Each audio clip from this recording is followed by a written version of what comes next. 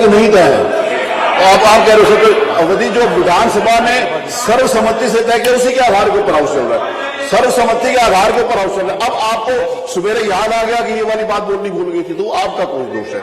जिस समय उस समय आप अपनी बात कहते उस समय ना आपने वहां कही ना ऑल पार्टी मीटिंग में भी माननीय नेता प्रतिपक्ष ने कहा कि वो, मेरी बात सुनो, एक सेकंड आप बैठिए, आपको भी एक मिनट सुन लो, जो बात सही होगी बोलूंगा, झूठ नहीं बोलूंगा, कसम खा के कहता हूं। माननीय बैठिए, उसके जिनकी उन्होंने कहा था, इसकी उन्होंने कहा, मेरी बात सुन, एक सेकंड नहीं, माननीय नेता प्रतिपक्ष आपने सर्वदलीय मीटिंग में कहा था कि ये 72 घंटे क्यों करेंगे, कौन जागेगा। जब आपको बताया गया 24 घंटे तो आपने कहा ये सही है, 72 नहीं होना चाहिए। आपने ये बात कही थी हमारी कार्रवाई में, आपने ये बात कही थी मेरी कार्रवाई में, और उस कार्रवाई का हिस्सा मैं कह रहा हूं, उसको मैं बता रहा हूं। आपने मना किया था कि नहीं होनी चाहिए 72 घंटे, आपने कहा था 24 घंटे हो, 72 घंटे नहीं हो, ये आपने कहा था। आपने कहा था कि नहीं कहा था? तो जो कहा था वही तो मैं कह रहा हूं। अब बैठिए, चर्चा करिए प्लीज। माननीय अध्यक्ष जी, आपका कहना ठीक है। जब मैं अखबार में पढ़ा माननीय मुख्यमंत्री जी का गोरखपुर से बयान कि 24 घंटे चर्चा होगी, तो मैंने सोचा 72 घंटा चर्चा चलाएंगे। उसके लिए आपने मना कर दिया। तो मैंने स्पष्टीकरण के लिए पूछा था कि कितना, तो मुख्यमंत्री जी ने कहा नहीं 24 घंटा हो। लेकिन मेरे बहुत सारे विधायक हैं, इतने विधायक हैं जो हिस्सा लेना चाहते हैं, क्या इतने समय में हो पाएगा? आप सबको नहीं हो पाएगा, इसलिए बढ़ाने की बात करता हूं। आपके सारे विधायकों को दूंगा समय, बोलिए। अरे मैं दूंगा ना समय। अरे जो आप अपने नेता की नहीं मान रहे, मेरी तो छोड़िए, आप अपने नेता की, आप बैठिए, आप नहीं हो उसमें ना, नेता से बात होगी, आपसे नहीं होगी, आप बैठिए। माननीय अध्यक्ष जी, प्लीज शुरू करिए। ये हिंदुस्तान की पहली विधानसभा ऐसी है जिसमें इस विषय के ऊपर पहली बार चर्चा होने जा रही है। महत्वाकांक्षाएं मान्यवर सामान्य मनों में पला नहीं करती। माननीय योगी जी जिस दिन से सत्ता में आए उस दिन से उनका सपना एक ही है कि उत्तर प्रदेश एक उत्तम प्रदेश बने, सर्वोत्तम प्रदेश बने, और केवल मात्रात्मक सुधार न हो, लोगों की जीवन स्तर में सुधार हो, एक क्वालिटेटिव डिफरेंस देखने को मिले मानो। और इन 8 वर्षों की अथक परिश्रम और ईमानदारी से काम करने का नतीजा ये है कि आज पब्लिक परसेप्शन ये बना है कि उत्तर प्रदेश जो कभी को बीमारू राज्य हुआ करता था, आज उत्तर प्रदेश एक प्रोग्रेसिव राज्य के रूप में डेवलप हुआ है मानव। इसलिए मैं विशेष रूप से उत्तर प्रदेश के मुख्यमंत्री जी को इस बात के लिए बधाई देता हूं। मान्यवर, यह सदन प्रस्ताव करता है कि आजादी के अमृत महोत्सव के अवसर पर माननीय प्रधानमंत्री जी ने देश को 2047 तक विकसित एवं आत्मनिर्भर भारत बनाने का संकल्प दिया है। माननीय प्रधानमंत्री जी के इस आह्वान पर जहां भारत सरकार तेजी के साथ कार्य करते हुए विभिन्न क्षेत्रों में इस संकल्प को सफल बनाने के लिए समेकित प्रयास कर रही है, वहीं देश के सबसे बड़े राज्य के रूप में उत्तर प्रदेश अपने उत्तरदायित्व का निर्वहन करते हुए विकसित उत्तर प्रदेश, आत्मनिर्भर भारत, आत्मनिर्भर उत्तर प्रदेश की संकल्पना को मूर्त रूप देने के लिए प्रतिबद्ध है। भारत तभी विकसित राष्ट्र बनेगा जब राज्य विकसित होने के लिए ठोस एवं प्रभावी कदम उठाएंगे। विकसित भारत में उत्तर प्रदेश के 25 करोड़ जनमानस की भागीदारी एवं सहभागिता हो, इस दृष्टि से इसे आम चर्चा बनाना एवं सामान्य नागरिक को इस परिचर्चा से जोड़ना आवश्यक है। उत्तर प्रदेश सरकार भारत सरकार के विकसित भारत संकल्प को प्राप्त करने में प्रदेश के प्रत्येक नागरिक को जोड़े जाने के लिए प्रतिबद्ध है। इसलिए इसका प्रारंभ सदन में चर्चा के साथ किया जा रहा है।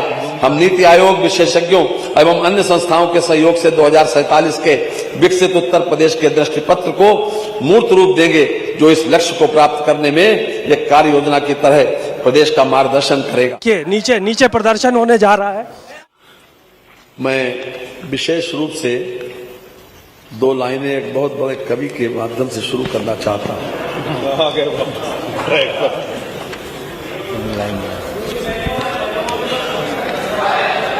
मान्यवर, सुनिए, बड़ी मुश्किल से कोई सुबह मुस्कुराती है।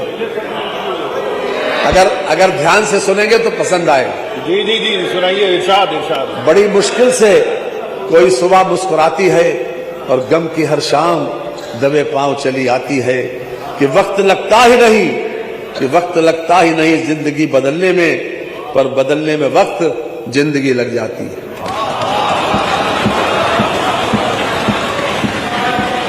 मानवर जितनी भी उपलब्धियां आज हमारे सामने देश और दुनिया में दिखाई पड़ती हैं, उसके पीछे कहीं न कहीं गहरा चिंतन और गहरा मनन होता है। बिना चिंतन बिना विचार के कोई उपलब्धि होती नहीं मान्यवर, और उपलब्धि होती है तो वो अधूरी होती है। इसलिए मान्यवर ये विशेष चिंतन और मनन की आवश्यकता है जो हम आपके सामने आपके माध्यम से पूरे सदन से और पूरे प्रदेश के सामने ये रखना चाहते हैं। माननीय मुख्यमंत्री योगी आदित्यनाथ जी के नेतृत्व वाले उत्तर प्रदेश के 8 वर्षों में विकसित भारत, विकसित उत्तर प्रदेश 2047 की मजबूत नींव रखी गई है। शिक्षा, स्वास्थ्य, कृषि, उद्योग, अवसंरचना, इंफ्रास्ट्रक्चर, सुरक्षा, निवेश, सुशासन, सामाजिक कल्याण और महिला सशक्तिकरण, हर क्षेत्र में नया मानक स्थापित किया गया है।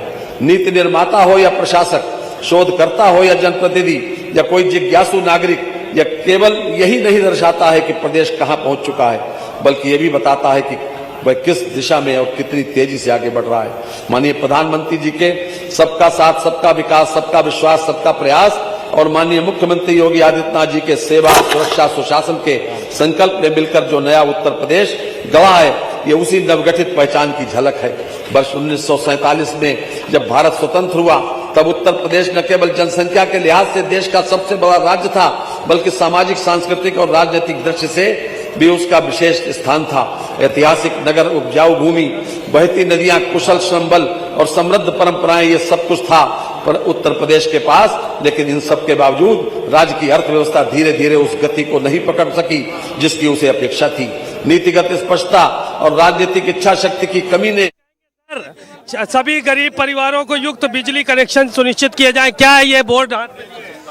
भारतीय जनता पार्टी सरकार गरीबों को छल रही है, धोखा दे रही है, सपने दिखा रही है, मुगैरा के सपने दिखा रही है।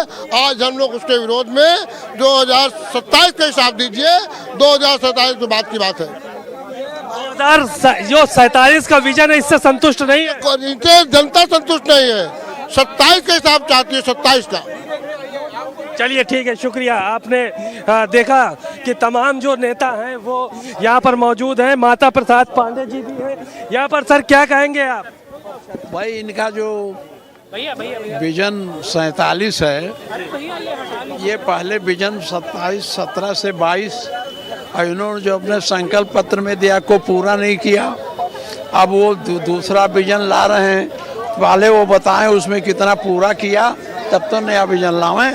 अच्छा, 22 का विजन वो विजन पूरा नहीं किया और 27 का 47 का ला 47 का ला रहे हैं। 47 का सर 24 घंटे आज सत्र चलना है, क्या है समाजवादी पार्टी इसका समर्थन करती है? नहीं, हम लोग इसमें भाग लेंगे। सर 2047 का विजन भी आज सरकार रखेगी, उसको आप लोग कैसे देख रहे हैं? बीजेपी का अभी आप देखिए उसमें बहस होगी ना तो उसमें आपको पता चल जाएगा। ठीक है। ये 17 से 22 जो पहला विजन है वो तो उन्होंने पूरा नहीं किया आज तक। अब ये आप देख रहे हैं यहाँ पर बहुत सारे जो नेता हैं वो मौजूद हैं और हम उनसे बात करने की जो है वो कोशिश करते हैं। इधर से बात करेंगे लेकर जो है वो शिवपाल यादव यहाँ पर आए हुए हैं और मैं बात करने की क्या कहना चाहते हैं?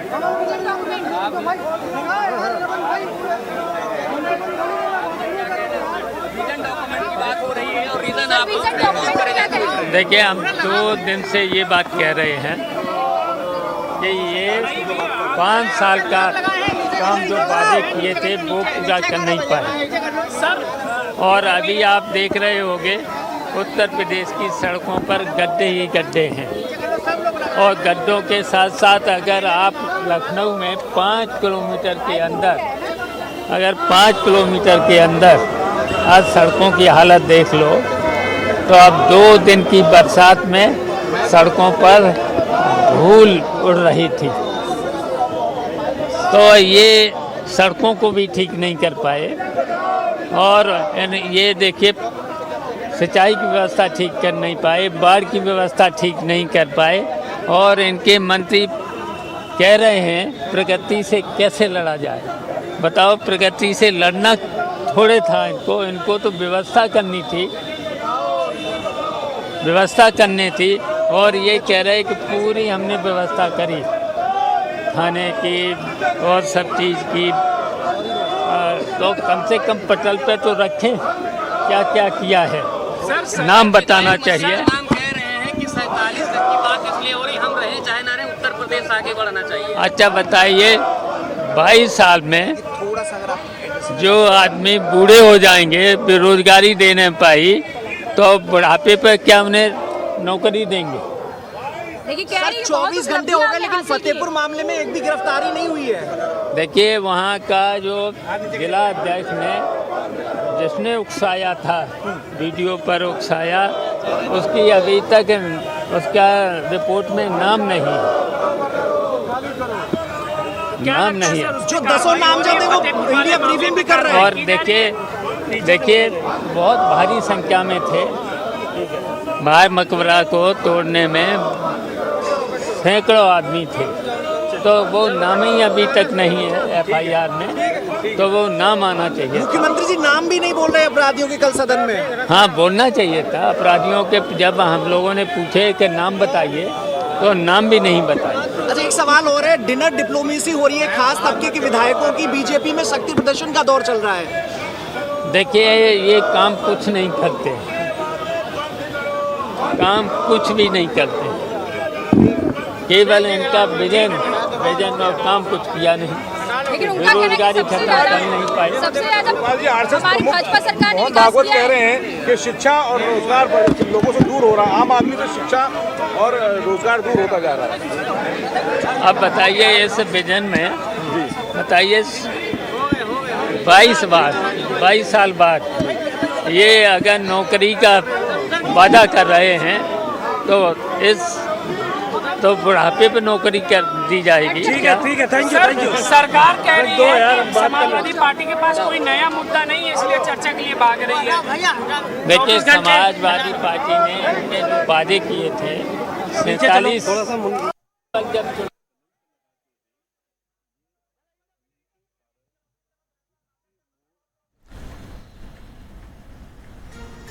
तो देखिए, आज सदन की कार्रवाई का तीसरा दिन है, लेकिन इसी बीच देखिए जरा ये तस्वीरें सामने आई थी। अभी आप देख रहे थे, हमारे संवाददाता शिवाब नकवी समाजवादी पार्टी जो प्रदर्शन कर रही है उसमें शिवपाल यादव को आप सुन रहे थे कि आखिर किस कदर समाजवादी पार्टी ने वॉकआउट कर दिया और प्रदर्शन किया जा रहा है। देखिए सीधी तस्वीरें, 2 तस्वीरें आपकी टीवी स्क्रीन पर, जहां पर एक तरफ आप देख सकते हैं कि सदन में वित्त मंत्री सुरेश कुमार खन्ना सदन की कार्रवाई में संबोधित कर रहे हैं, तो वहीं दूसरी तरफ आपको बता दें कि दूसरी तरफ समाजवादी पार्टी ने वॉकआउट किया। तस्वीरें आप देख सकते हैं, प्रदर्शन करते हुए समाजवादी पार्टी के विधायक नजर आ रहे हैं। शिवपाल यादव को अभी आप सुन रहे थे कि आखिर किस कदर वो लगातार गंभीर आरोप लगा रहे थे सरकार पर, विजन डॉक्यूमेंट को पेश करना है। लेकिन उसी को लेकर आपको बता दें कि आज समाजवादी पार्टी का साफ तौर पर कहना है कि आप 2025 में जिए और 47 का विजन आपको क्या है। तो ये तस्वीरें आप देख रहे थे, देखिए जरा ये तस्वीरें टीवी स्क्रीन पर, जहां पर आप देख सकते हैं एक तरफ जहां पर सदन की कार्रवाई में वित्त मंत्री सुरेश कुमार खन्ना संबोधन कर रहे हैं, दूसरी तरफ जहां पर समाजवादी पार्टी के विधायकों ने वॉकआउट कर दिया है। देखिए जरा ये तस्वीरें हैं।